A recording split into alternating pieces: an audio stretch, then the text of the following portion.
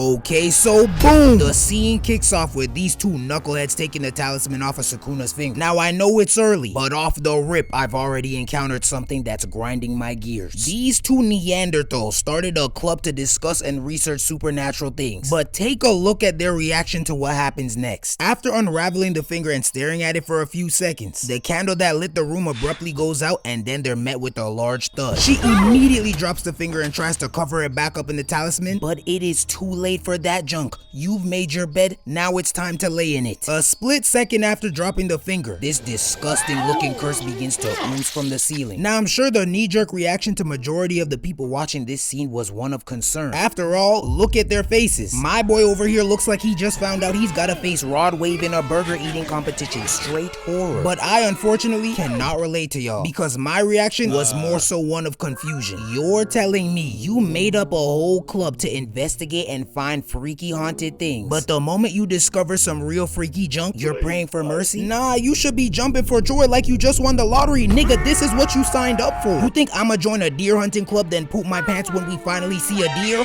No! We then cut to Yuji and Megumi sprinting to the school, and when they finally arrive, they're met with this immense spiritual pressure. So Megumi pushes Yuji to the side and gears up to take the curse down. But before he could take off, Yuji stops him and lets him know that he wants to help save them too. But Megumi turns to look at him, then laughs in his face. Nah, I'm playing, but he did decline his offer and he told him to stay put. Bro, who does he think he is? Nigga heard that sorry ass speech from his grandpa and now he wanna be Superman. We then cut back to Dingbat number 1 hiding from this badly built hunchback curse. She over here holding her breath, shivering like she's in the Arctic, but all of a sudden a male figure comes walking towards her. So naturally she assumes it's her clubmate, but you know her blind ass can't see that good. So it's only once he gets closer that she realizes that there's a curse on top of his head attempting to give him a dental checkup. She lets out a slight gasp, and that's when the badly built curse reaches around the corner and tries to grab her face. Megumi must have heard her scream cause this nigga's running up the stairs like his life depends on it. He busts into this hallway, but before he could locate them, he encounters this freakazoid of a being. So to put that curse down as quickly as possible, he boots up his signature demon dogs. Now the three of them are slicing and dicing their way through curses, until finally they turn the corner and see Setsuko in the hands of this huge curse. But hey, hold on! I know y'all see that demon feeling up on her milkers like a stress ball. Oh nah! Freaky ass curse. And she's under 18? Yeah, this curse is signed to OVO, isn't he? Somebody exorcise him immediately. He then cut back to Yuji and he's now having a mental dialogue with himself, going back and forth on whether he should go in and help or stay put. After a couple flashback cliches of the final speech that his grandpa gave him, he finally makes up his mind and decides that he's going to go in and save his friends. So right before the curse could swallow Sukuna's finger and his friends whole, Yuji comes crashing through the window to save them. He punches the curse square in his forehead, grabs his clubmates from its grasp, then brings them to safety. Okay, Yuji, this how you complete your first pull-up. Very protagonist coded. Maybe even a little too much. Cause you're telling me this boy off of his raw strength alone, with no curse energy, was able to grab this girl and this fully grown human 6-foot male, then jump 10 feet across the floor. Now either they gassing him up or I need to hit the gym cause boy ain't no way. Megumi quickly blows the curse to shreds, then his Shikagamis begin to feast. And now him and Yuji are just chopping it up real casually on some everyday type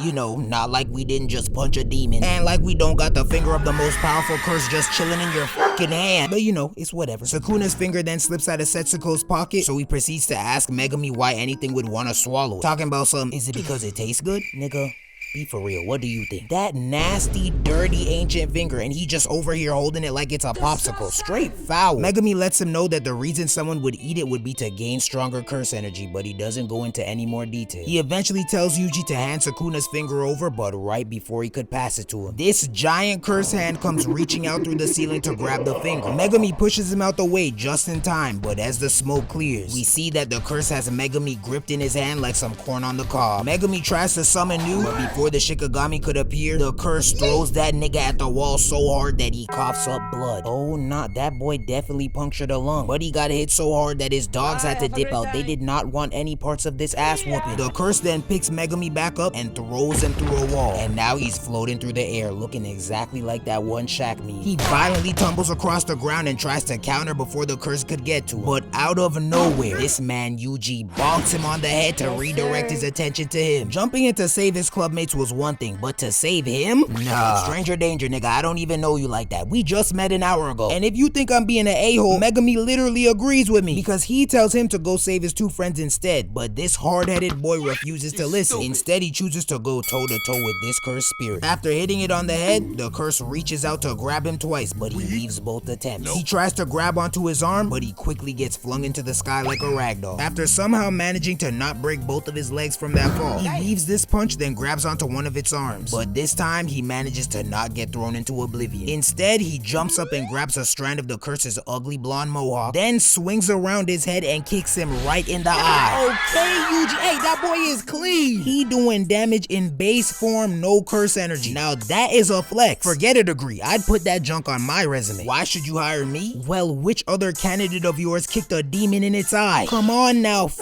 with me. Unfortunately, that was as far as Yuji's natural abilities would take him, because after that blow, he dodges this down smash but gets caught with a nasty left hook. The punch was so hard that he even let go of Sukuna's finger. He tries to grab it, but the curse restrains him with both hands, so instead he jumps in the air to catch it with his mouth. Now the curse is trying its hardest to shove Yuji and Sukuna's finger into its mouth, but Yuji is not budging. Right before his legs could give out, Yuji throws the finger in the air and swallows it whole.